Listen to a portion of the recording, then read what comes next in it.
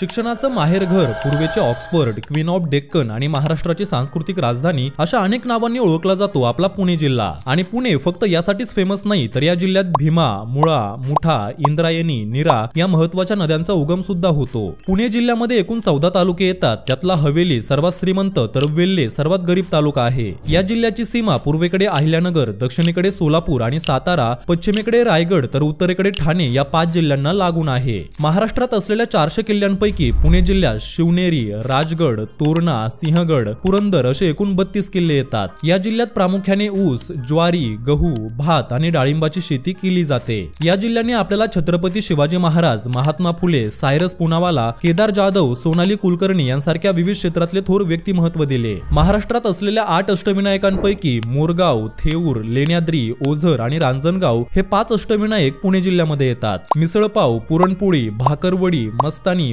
वडापाव आणि झुणका भाकरी हे पुण्यातले प्रमुख खाद्यपदार्थ। आणि पुणे हा महाराष्ट्रातला तिसरा सर्वात श्रीमंत जिल्हा आहे। तर शेअर करा हा व्हिडिओ प्रत्येक पुणेकरासोबत आणि अशाच मॅप ॲनिमेशन व्हिडिओसाठी आपल्या पेजलाही नक्की फॉलो करून ठेवा।